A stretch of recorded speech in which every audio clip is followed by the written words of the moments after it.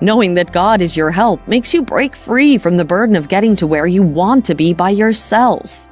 A whole lot of people struggle without giving the lordship of their lives to who should hold it. God is the author and the finisher of our faith, and whatever He begins, He brings to an end. All you need to do is to keep following Him and put your eyes on Him, who can take you to what is best for you. Every journey that God makes with anyone, He completes by Himself. Psalm 23 verse 1 calls Him our shepherd. A shepherd directs, leads, guides, and escorts the flock. The beautiful part about having a shepherd is that finding the place to feed has nothing to do with the flock, because the shepherd takes full responsibility for the flock, and that's the same way God is fully responsible for you as the good shepherd that He is. All you have to do as a sheep is to follow your shepherd as he leads you through. A sheep doesn't know what is in the mind of the shepherd or where he's asking it, but just follows expecting the end to meet up where it can feed on. Any sheep who loses sight of his shepherd or goes astray is liable to all forms of attack. This is the plight of those who don't follow the leading of the master and try to find their means to get into positions. For my thoughts are not your thoughts, neither are your ways my ways, declares the Lord. As the heavens are higher than the earth, so are my ways higher than your ways, and my thoughts than your thoughts.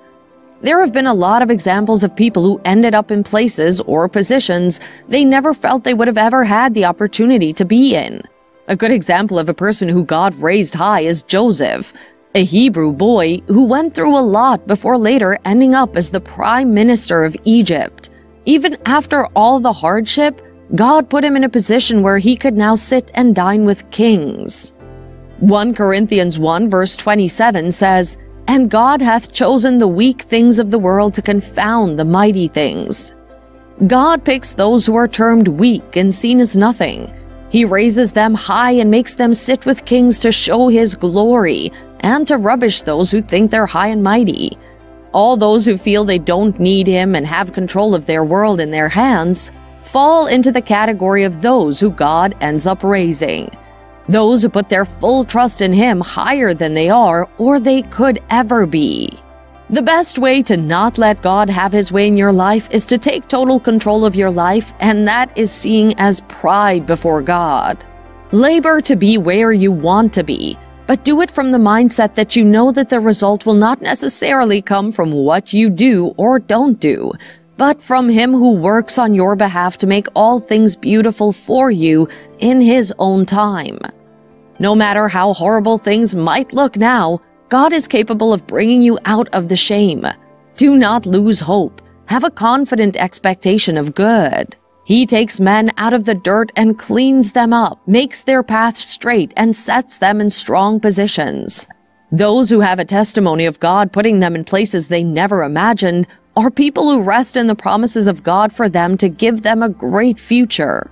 And a very noticeable trend with them is that before they go to that great and unimaginable place God later brings them into, they had to endure a lot of hardship, because the journey to greatness is not always the way a man plans it to be. A lot of cases of people starting small and going through a lot before finally breaking forth into levels both and no one thought they would ever be in. So when you see yourself going in that same direction, what to expect in greatness, because the nature of God is to lift men and take them places they never imagined. At times, right before you reach that great breakthrough, there's a great fall, just like Joseph had to go to prison. Any man who saw him in that position at the time he was in prison would have felt that this was the end for him, not knowing it was just a stepping stone to the huge breakthrough God planned for him ahead. But the only way he could get there was by him getting to the prison first, and from there getting the opportunity to meet with a king. God's ways are always different from that of a man, and then it just all results in what you didn't expect, plan, or imagine. But that's not the time to be angry, tired, or feel like God has forgotten you. It's just the way God is. God could just tell you to go somewhere a lot worse than where you were, or at times He even puts you there by Himself. People take God's leading with mediocrity and ignore it just because it isn't fitting into their ambitions and the life they pictured for themselves. They do this forgetting that man can only try, but God has the final say.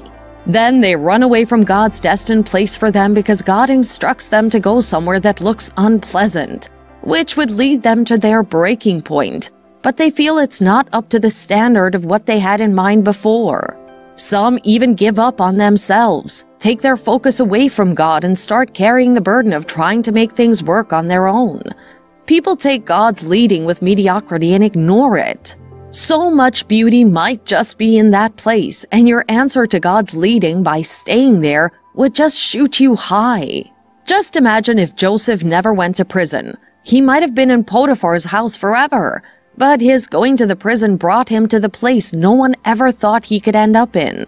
Psalm 27 verse 6 says, "And now my head will be lifted above my enemies around me, and I will offer in his tent sacrifices with shouts of joy. I will sing, yes, I will sing praises to the Lord." Those who mocked Joseph later came back to bow down to him. God raised you high above all your enemies. Man is short-sighted when it comes to the future, but why worry when there is one who sees all and knows the end from the beginning? We don't see what he sees. We see little, but he sees the full picture. We can only predict, but he doesn't predict. He knows what's ahead, and he knows the best and most, especially he knows how to get to that perfect place. All those who have looked down on you or thought nothing good could ever come out of you end up under your feet. At the end of it all, it's always rejoicing. Everyone whom God is on his side always laughs last. It has happened in the past, so it will happen again, because God is not a respecter of persons, and yours is not going to be different. He's not going to start failing with you, because he never does. His agenda and his heart's wish are to see you all happy at the end, and that's what he's been working toward right from the start. If God wants to make something happen, it doesn't have any other choice than to work out the way he wants it.